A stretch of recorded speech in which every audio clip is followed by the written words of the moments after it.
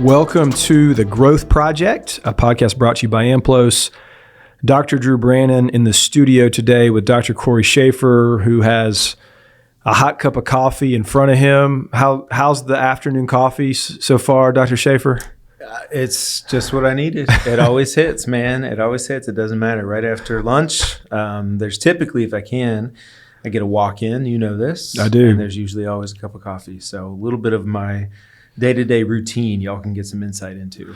Yeah, how might one sign up for the Cory Shaffer experience, like a day in the life? Well, if you piece together enough episodes of The Growth Project, you can probably get a real window into my life. Yeah. We revealed a piece of you got the afternoon coffee. That's definitely a part of the Cory Shaffer experience, and the afternoon walk, typically to get the coffee. Oftentimes, yes. Yeah. Anyways, okay. Yeah, great to be in the studio today and, fired up as I normally am about this conversation that's going to be focused on composure. And so this is a subject that is near and dear to my heart for a bunch of reasons. One of them being that we talk about this a ton, the importance of this a ton at Georgia football, and it's certainly been a big part of our recipe over the last several years. So Cory, as we kind of jump into this, let me kind of set it up in this way. And I think as I go through a little bit of a framing of this, our listeners will hopefully see the way composure fits into the greater formula of striving for success. And so let's think of it this way. As we know factually, there are so many people in the world who are trying to become great, right? They want to be great at something. It could be many different industries, many different examples. They want to be great. However, they're not going to be. And the reason they are not going to achieve at the level that they intend to achieve is because they lack the skill of composure. They're big enough, they're strong enough, they're smart enough, whatever it is, right? But they can't exercise mental and emotional control when it matters most. And unfortunately, their inability to do that will likely be the thing that keeps them from achieving on the level that they are truly capable of, which is really, really unfortunate. So I've seen examples of this. You've seen examples of this. Like when I first kind of put that ball into motion of how composure can be the thing that really is the kryptonite, where does your mind begin to go with that? Like, are there specific examples? Is there environments? Like, what are you thinking? I mean, certainly from an environmental standpoint, it's easy to go to sport. Yeah. This is usually something that is highlighted every day, if you kind of look for it. And especially in some bigger moments. Specific example, actually one I think maybe we talked about on the podcast last summer, fresh in my mind because I've just recently finished season 3 of Full Swing on Netflix about the PGA Tour. And they relive the U.S. Open sort of final round standoff between Rory McIlroy and Bryson DeChambeau. And Rory in the last couple of holes misses 2 putts inside of 4 feet or so. Oh, I forgot about that. Yeah, if you remember that, like that to me is an example of maybe where lack of composure was highlighted, unfortunately on sort of the world stage and at a major championship nonetheless. I think one, you think like, okay, hey, no big deal, right? But then happens. 2, the next one, that's where for me it probably crosses the threshold of something that was just a random occurrence. Those are always going to happen in the world of sport, in the world of life. But the second one makes me wonder, was that more about a loss of composure? Yeah, right. Which, although understandable, because it's not exactly a low stakes moment for someone, exactly. But we are talking about one of the greatest players in the world. Who expects to be in those types of scenarios. Yeah. So that's an example that comes to mind, a very specific example. Some of this is going to be highlighted here in the coming weeks, of course, with like March Madness tournaments gearing up. So we will see plenty of that. So maybe this is good topic as all of that stuff tips off here soon. Yeah. So we're setting the stage for that. So that's a very good point. And so, yeah, we can think of examples of it. And let's also be sure before we really jump into kind of breaking this down, Cory, that we accurately frame when we say composure, what do we mean? Like, what are we referring to? Yeah. Simple definition is just a state or feeling of being calm and in control of oneself. This sort of area, let's say, being one that is obviously very important, pretty integral to what we do. Done a lot of reading and research on it over the years. The word that actually pops up that's a little bit different in some of the work, especially related to like mindfulness and meditation, that at least makes me think of is equanimity. Yeah, there's your big vocabulary word for the day, guys. Hold on. We knew that Cornell education was going somewhere. There it is. Every once in a while it comes out. So even within the definition of mental or of equanimity, it says mental calmness, composure, and an evenness of temper, especially in a difficult situation. So you can see why, at least done so much reading and stuff over the years on that as a topic. When you mentioned composure, that was one of the first words that came up for me. Yeah. And so this is an ability, if we just kind of simplify that a little bit, think of it this way, is like when the heat gets turned up on you in whatever way, shape, or form that's happening, this is the degree to which you can keep your head and not experience some form of kind of impaired performance or problematic outcomes, that type of thing. Yeah. I think it's useful too. Ryan Holiday actually writes about this in one of his books, and it made me think of it. So give credit where credit's due there. But he actually talks about like there's a difference between thinking that we can just control our emotions versus, and he uses this word very specifically, and I think it's very smart, like the domestication over our emotions, right? Like you can think about like we can domesticate, wild animals. Do you ever fully control them? Yeah, right. Right. Like there's a big difference there. So I like the idea of like, hey, we're always just sort of like, shepherding these things, right? We're kind of guiding them in the right direction. Do we ever fully have control over the emotion? Like probably not. So even people who are very composed internally, they still might be feeling and thinking a lot of stuff. We just don't really see it externally and in the result of whatever it is they're doing. Great point. Yeah, and let me add one more footnote to this before we get into the meat of our conversation. Is one of the mistakes that I have seen people make in this arena in the past is we talk about this notion of composure as though it's like a real kind of binary variable, and we'll ask questions like this: well, does he have composure, or does he have the ability to compose himself? The answer is it depends. First of all, there's a couple facets. So first of all, it's not a do you or do you not. It's a matter of to what degree are you able to do this? Well, not so well, moderately. And then we also have to think about contextually of, well, it's possible that, the person we're talking about is pretty good at the skill of composure in more of kind of a low to moderate stakes type environment. However, when the heat gets turned up, as we talked about a minute ago, doesn't go real well, composure-wise. And so there's so much variability and contextualization to a person's ability to exercise the skill. It's important to point that out. Okay, so that said, let's get into breaking this down a little bit. And what we want to really kind of hit on is what we would call kind of this idea of like three truths about composure. These are just realities. And this really stems from a lot of our observations and experiences in working in tip of the spear, high stakes environments. So let's start with this one.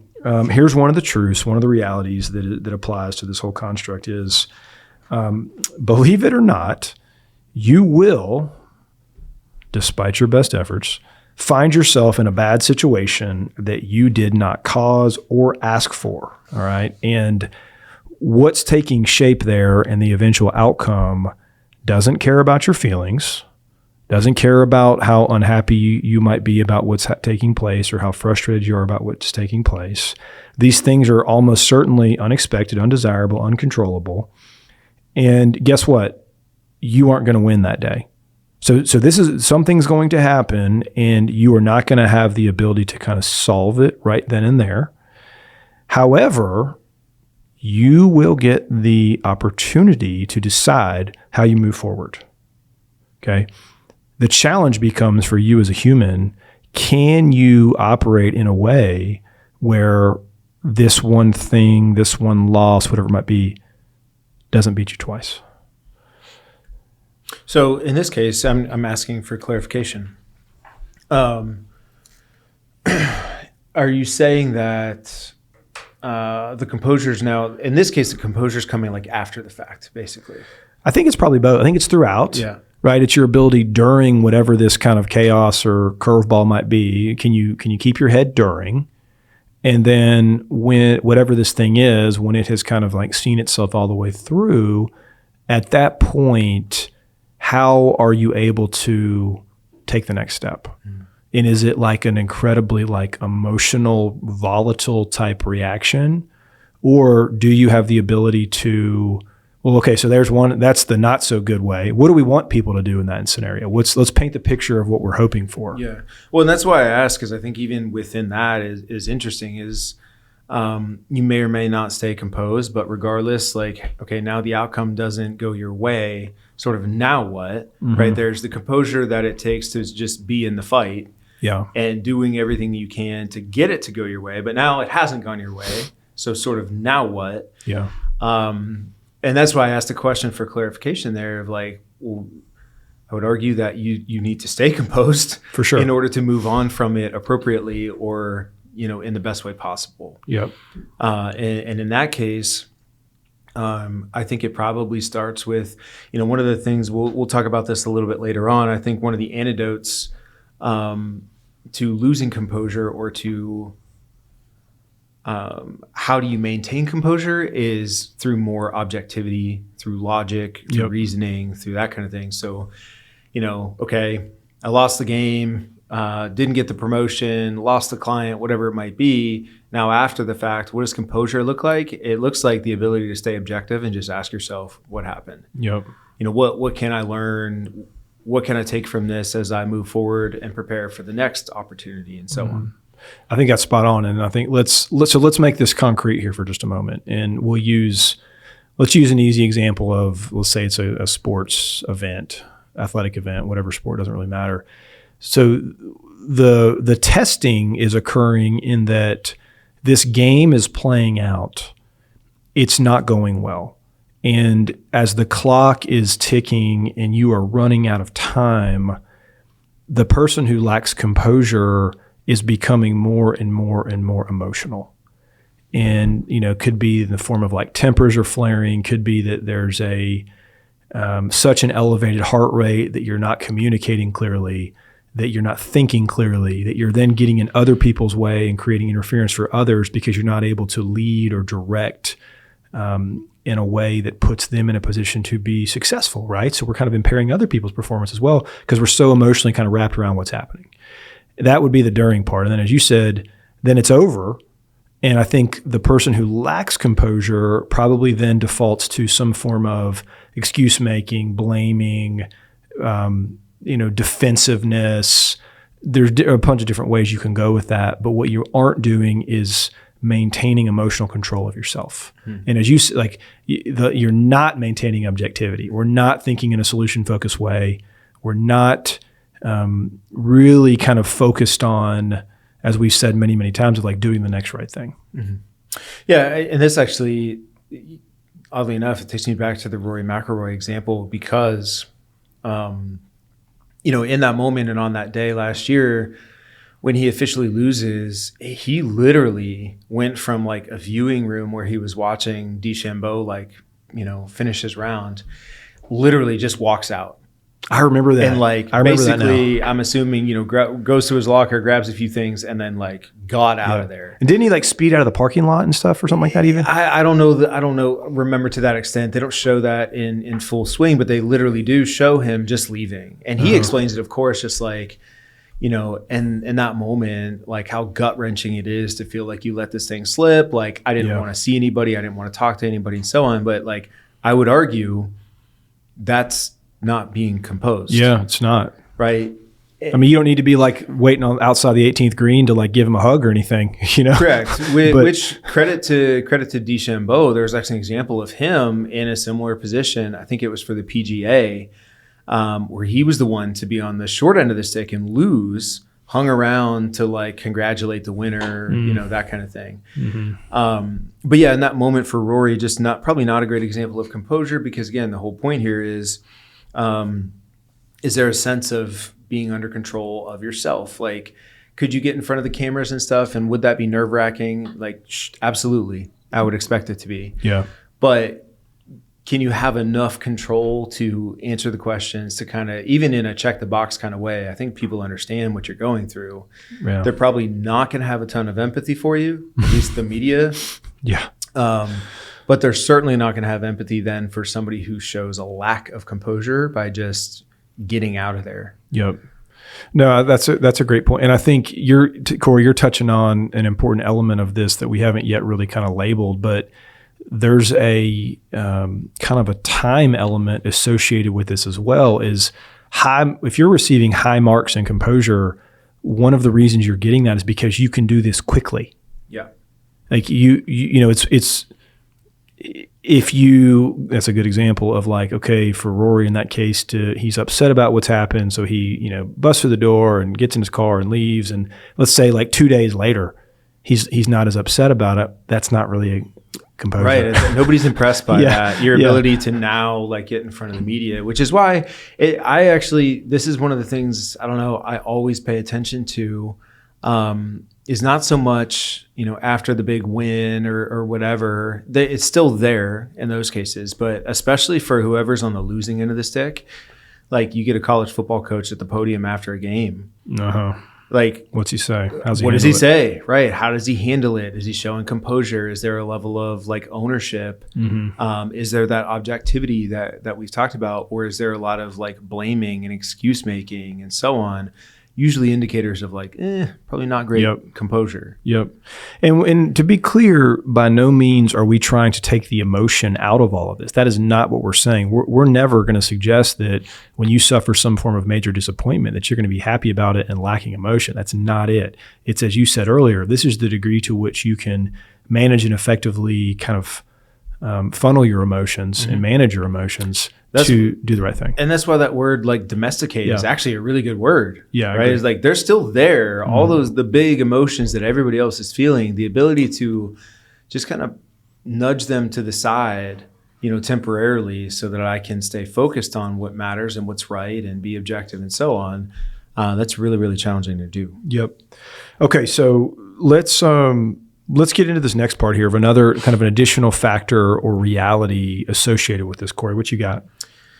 Yeah, so I think something we've talked about plenty on the podcast over time, but just thinking any, you know, quote level of success typically is about playing the long game, right? At least a consistency and a sustained level of success that most people are after, not just some flash in the pan. Yeah.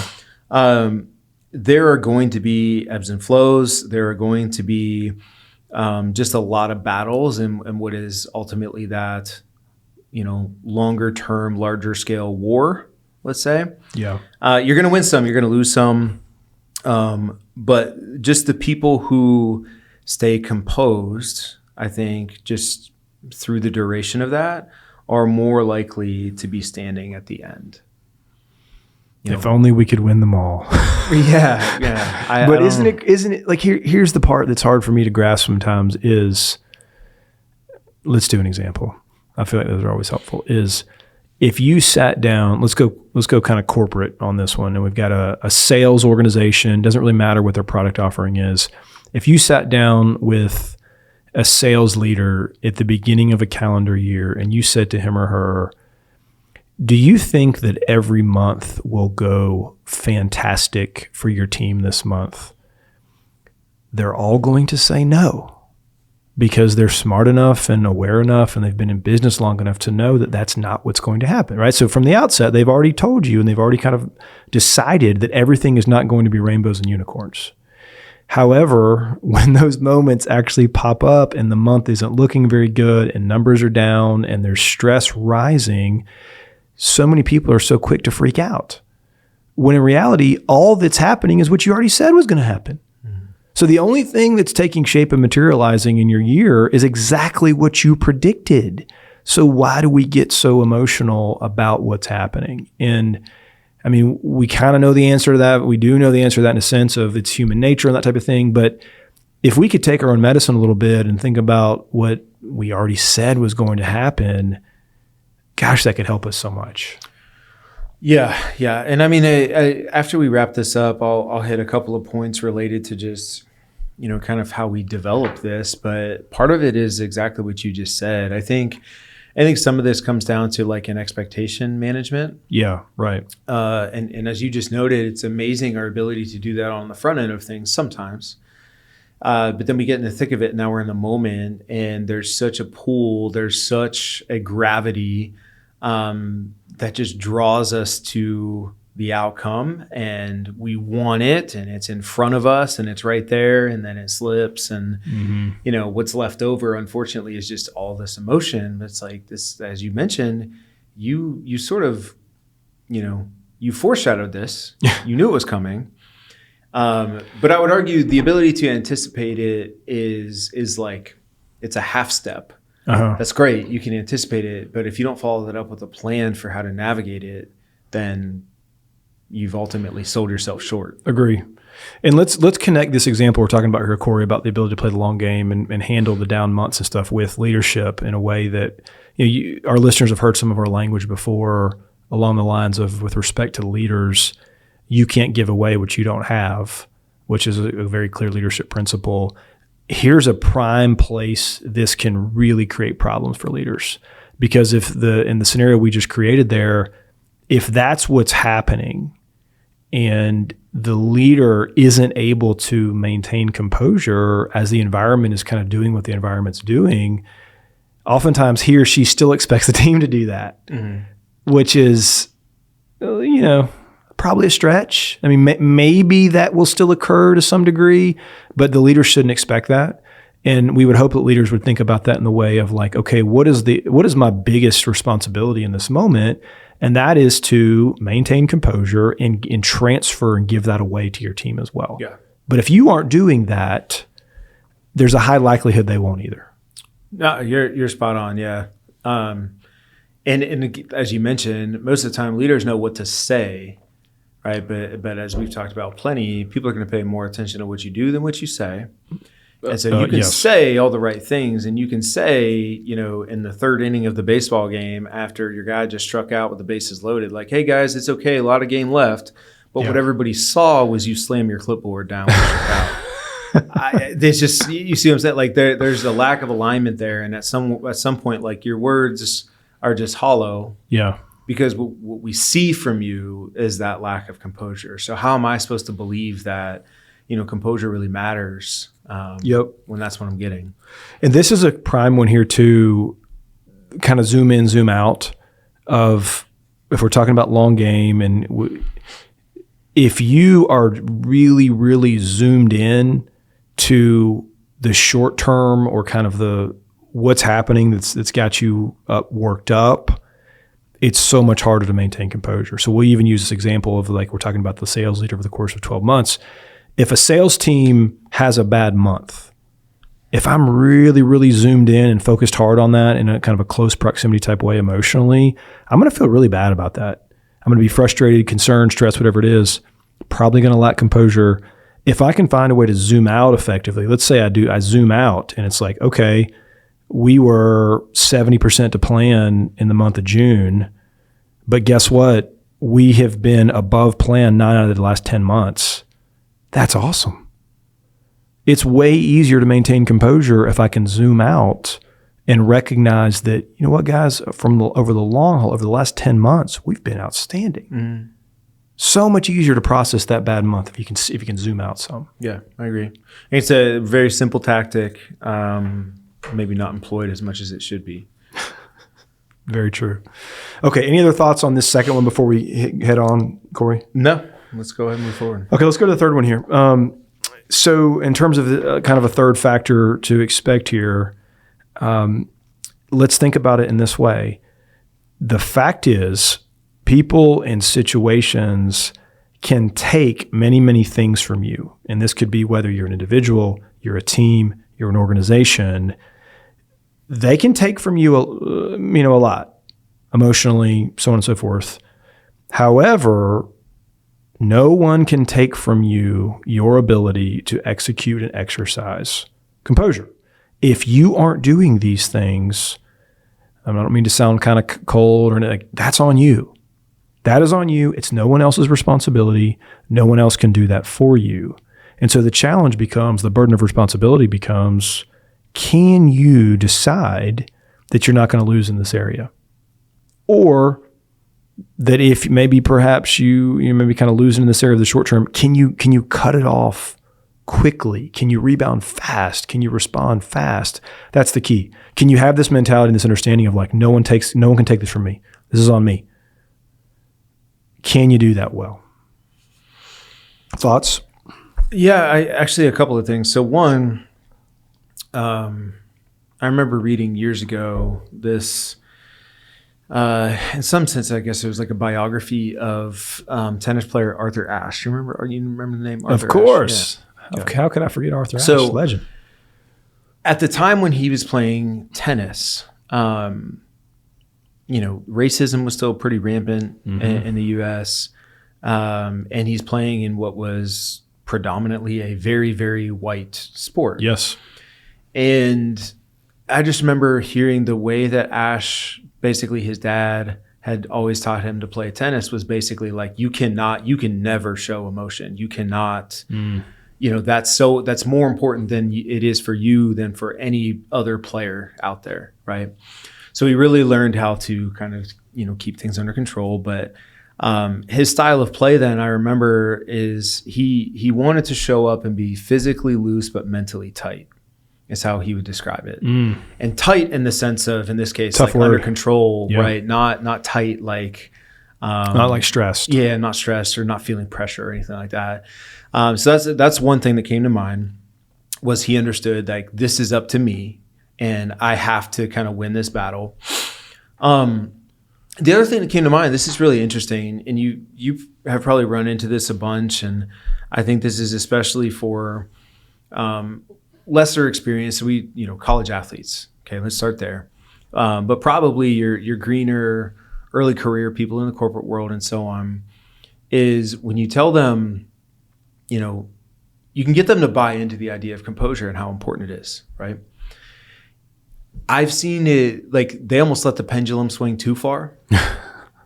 You know what I mean? Where they almost then, it's like they don't play with any intensity. There's almost a lack of emotion now that goes into the game. And it's like, hey, like it creates some passivity and stuff like that? Correct. Yeah. There's a passiveness about them now where it's like, hey, you overcorrected, and it's good. You need to sort of, oftentimes I think in this space that we work in, is like, you kind of have to do that. You sort of cross the line and you're like, okay, now I understand, right? Yeah. A little too passive, maybe not enough intensity. Let's bring it back. And that's the point, is like, you can still go out and compete. You can still go out and bring some good energy to what you're doing, but maintaining the emotional attachment to outcomes and that type of thing is it's like a different conversation entirely. And that's what we're talking about here related to. It's really good.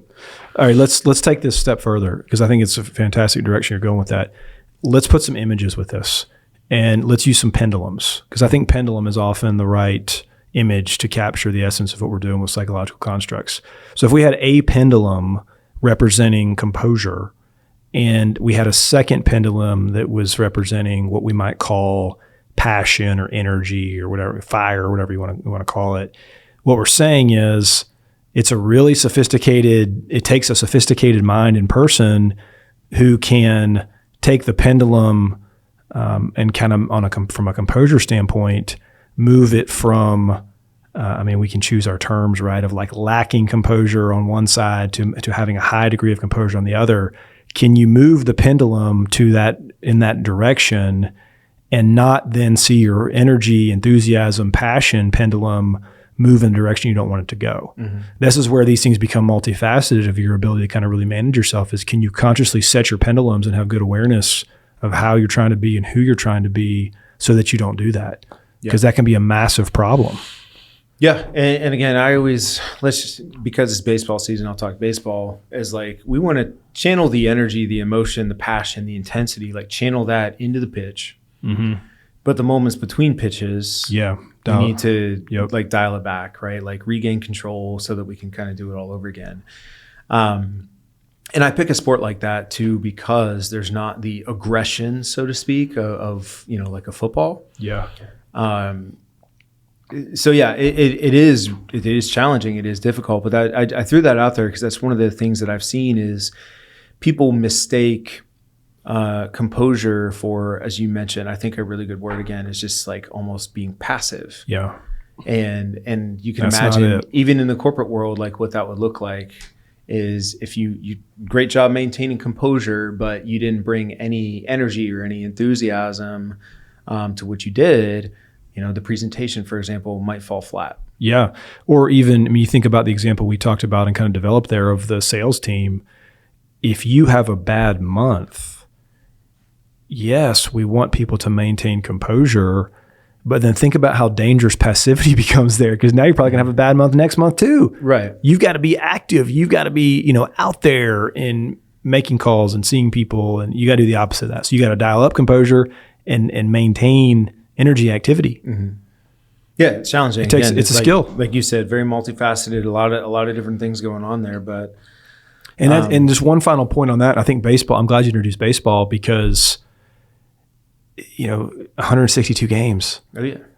And if you're on a 6-game losing streak, it could be more than that. Baseball is not the kind of sport where you can just like grit your teeth and like really go hard. Mm-hmm. That's not what baseball is. Right. So it takes a very well-developed, what I'll call mental disposition to know, okay, how do I maybe kind of take extra reps at BP and dial some things up and put those things in the places they need to be, but not freak out and not overdo something. Yep. Because you take a pitcher as an example, pitchers extremely well, better than I do. If you've had a couple rough outings, the answer can't be, I'm just going to go spend a bunch of time in the bullpen. No, that is never the answer. That is not the answer. No. And that's where, again, I think it can be really helpful when I always try to work with the players that I work with this is where kind of the zoom out, matters so much. Right. Can we learn from this one? Can we really just try to understand what happened objectively? Look at all the relevant pieces of information. And some of that may be just the video and the analytics. Some of that might be feedback from your coach. Some of that is just your own personal narrative of what happened. Yeah. But when you kind of piece all those things together, hopefully we get a really clear picture about what's going on. So we understand what levers to tweak and adjust ahead of the next one without just panicking and trying to do too much. So anyways. Okay. So Cory, let's close with some ideas related to where to go from here. Yeah, so in terms of developing composure, I just jotted down a couple of things, pretty low-hanging fruit, but I think will be useful reminders. I think number one, since this is a lot of the framework that we tend to teach from, is just the role of awareness first and foremost. So we talked about, and you mentioned in your example, I think for our second point, the idea of like, you can kind of predict, you can anticipate that you're not going to win them all. Yeah. And there are going to be hard moments and, all of these things. So in my mind, if you can anticipate it, you can plan for it. Yeah. Right. So let's go the lengths of, okay, if I'm a leader and I'm projecting out the year, obviously I hope we hit all of our targets, but I understand we might not. How do I want to handle those moments? How do I want to handle those situations? They're coming, whether it's on a month by month cadence or quarterly or whatever it might be. Yep. I shouldn't be fully shocked when I see it. It also, what I think it can help me do is now observe and notice any deviations from the set pattern of routines and behaviors that I should be seeing from my people, from my team. Yep. Right. And one follow-up to what you're saying right there too is, and this is another conversation for another day related to goal setting, but if you're hitting the target every time, you've chosen the wrong targets. Yeah. Versus if you're stretching the ways you should be, you are not hitting the target every time. Right. So even in terms of emotions or composure, since we're talking about the role of emotion here, I would encourage people to think about in terms of that anticipation or planning, just what are the things that frustrate you, right? What gets under your skin? What makes you upset? What makes you angry? And you can probably anticipate a lot of those things are going to come about. So again, if you can anticipate it, you can plan a better response. Number 2, I think you can train this. The best way to do it is through exposure. I mean, you just got to put yourself in the fire at some point, right? Like, you started by mentioning, the college football, how this is something that's important to you guys at Georgia. Well, Georgia is also one of the teams that's notorious for how hard they practice. Why would you do that? Well, because this is what a game is like. Yeah. If you can't, maintain your composure in practice, how are you going to do it in a game, right? With real stuff on the line. So, great point. I think early career professionals and stuff, at some point, like, you just got to go do it. Yeah. And the more reps that you can get at doing it, just the better you get. I think even back to myself earlier in my career, you can probably do the same. Get in front of groups and stuff now. It's like, man, I cringe at how bad I probably was and how nervous I would get at times and so on. But like, I like to think that's why I'm good today. Yeah. Right? Because you just experience it. And at some point, the novelty of it, the unfamiliar feeling, the nerves of it just sort of go away. Yep. Right. And then the last thing I had, and I mentioned, or I kind of alluded to this at least, but I think you can train this, or a way that you can help train composure. And I mentioned the word equanimity, because that's what mindfulness and meditation basically teaches you how to do. How do you detach yourself from, your thoughts, from your emotions, and just creating that space. It's amazing how emotions tend to dissipate. In fact, I learned this from the Calm app. This is pretty fascinating. I've hung on to this for years, but the experience of emotion is actually just a chemical reaction that goes off in your brain. And if you were to leave it untouched, so to speak, it would come and go within 90 seconds. So that's the equivalent of, like, imagine you started a fire, but then you didn't do anything to it. Right? You didn't fan it and give it oxygen. You didn't add more kindling to it or whatever it is. Like, the fire would go out in 90 seconds. I've never heard that, but I'm going to remember it. But yeah, so there's just that chemical reaction in our brain, right? But if you think about what normally happens, well, when I start to feel that emotion, what do I do? Right. I just start pouring thoughts on top of it, and that's like the kindling it needs to grow. Yeah. So you could just feel anger and just let it kind of come and go. You literally can let that happen. We just don't do it. Yeah. Right? We just tend to just dump firewood on top of that thing. We pour kerosene on it, and now I'm angry for an entire day instead of a minute or two. Yeah. Right? Pretty fascinating stuff. No, that's huge. Huge, because, if people can just train themselves to hang in there for 90 seconds. Yeah. Just let it be. That's the point. Yeah, let it be. And that's the point with mindfulness, right? Is like, you can feel the emotion. Yeah. Just feel it, kind of put a name to it. And even that is a really powerful thing. Right? Imagine somebody who's really angry just saying out loud, I'm angry. If you can name it, you have control over it. Right. But in those moments, we're not thinking about naming it. You know what I mean? Like, we lose all the awareness. We lose the forest through the trees, and it just kind of consumes us. So that ability to take a step back, keep your emotions, keep your thoughts to a degree at like an arm's length, you can see how beneficial that would be for a skill like maintaining composure. Yeah, because, you think about it, and like, for some reason, this example just popped into my head, although it happened years ago. Maybe this will be a good way for us to close, but I vividly remember years ago when we had a actually it was maroon 2004 maroon Honda Odyssey. Okay, this was a few vehicles ago, and it was parked in front of our house one day. And for some reason, my kids decided they were going to start throwing rocks at the van. Smart. It makes a lot of sense to the kid. And so, unsurprisingly, it only took a couple rocks for one of them to hit the back window, and it goes very, very quickly. And so we'll go with your 90 seconds right there. Okay. So I didn't make it 90 seconds. And I don't know if that makes me a good parent or a bad one. But let's just say somehow I would have been able to kind of think logically for just a second. That rock's not coming back. Nor is the back window of my minivan. Like, it's what's done is done. And if I can recognize that, like, okay, that thing that just happened that I really didn't want to happen is over with and unchangeable, that should help me get through my 90 seconds and make a good decision, not a bad Ideally, decision. yeah. And again, I am certainly not, making any of these claims as if this is just a simple, easy thing to do, to be clear. We understand. But that's the point, is you got to train it, though. Yeah. You have to train it. I guess that was a training opportunity for me. There you go, yeah. And that does bring us full circle. We started off asking about the Cory Shaffer experiment. So when will you be getting a minivan? Yeah, that's not going to happen. I have no plans for that in my future. Great question, but nope. No minivan in the Cory Shaffer future. Okay.